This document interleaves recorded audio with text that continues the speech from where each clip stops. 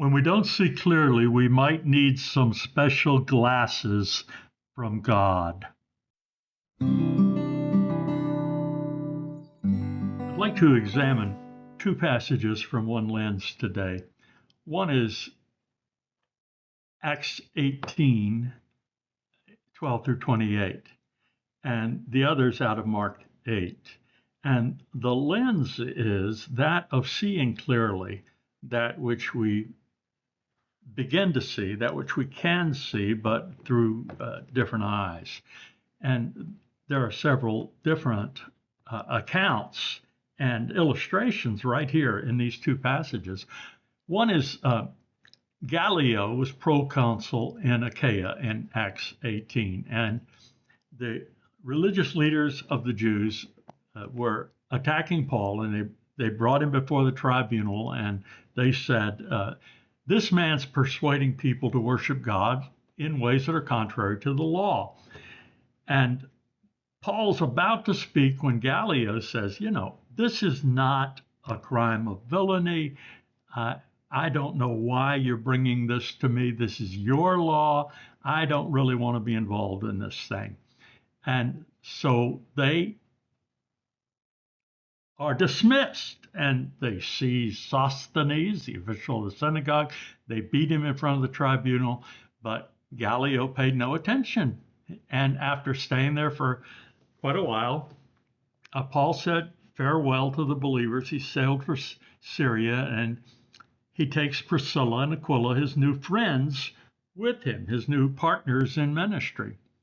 And we're told he cut his hair because he'd been under a vow, and they get to Ephesus, and then he left there, and then he went to the synagogue and had a discussion, and they asked him to stay longer, and he declined. But taking leave of them, he said, I'll return to you if God wills. And he set sail for Ephesus, and he lands at Caesarea, goes up to Jerusalem, greets the church, goes down to Antioch, and spends some time there, and then departs. And what happens, though, toward the end of this section is that we see Apollos introduced. Apollos is a man of Alexandria. He's an eloquent man, Luke tells us.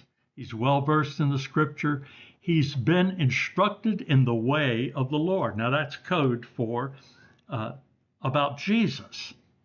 And he spoke with burning enthusiasm concerning Jesus.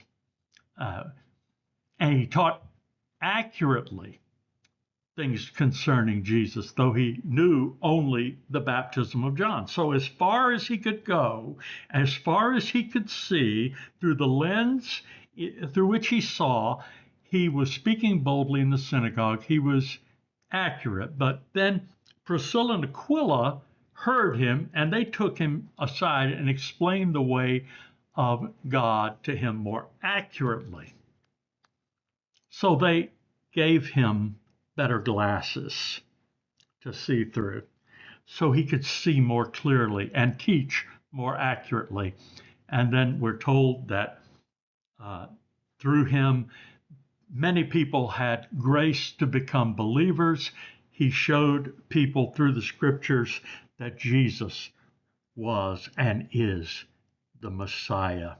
So there is a way of seeing that is a refining of truth, a process of becoming more accurate about truth, of becoming more detailed about truth, and becoming clearer about the truth we present. There's another story in here about how, you don't ever see those compliments that are handed out for Apollos necessarily handed out to Paul.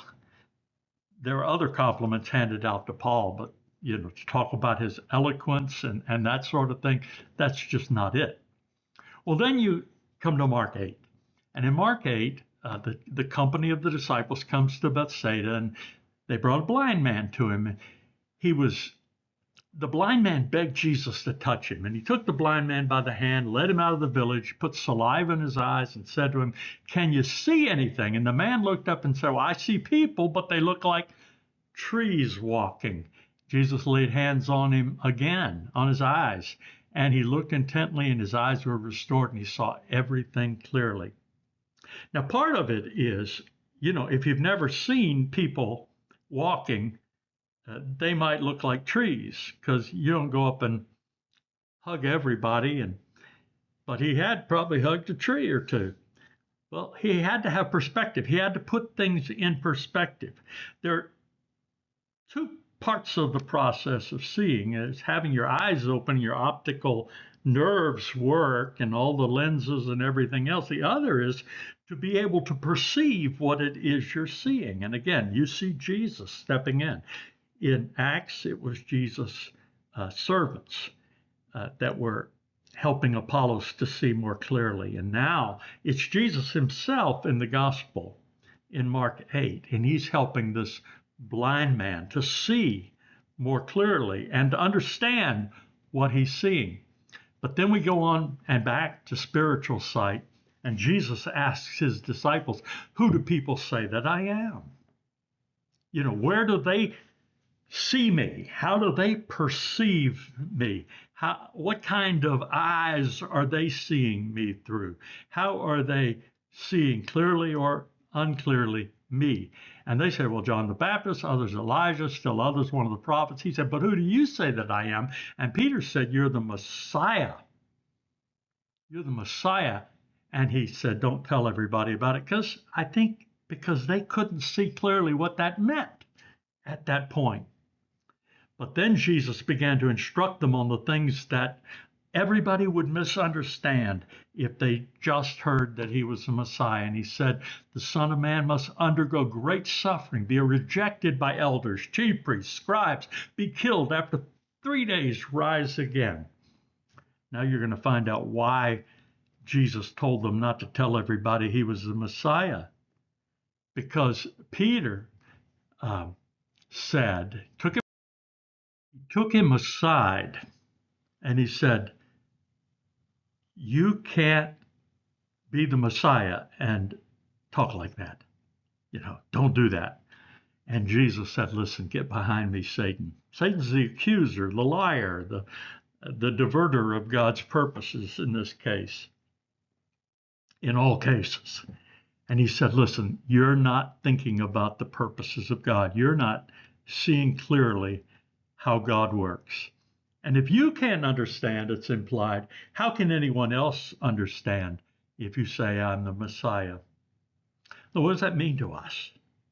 We can use all the God talk and Jesus talk in the world. We can speak Christianese. We can talk about the glory of God and the goodness of God and the power of God and the sovereignty of God, and no one knows what we mean.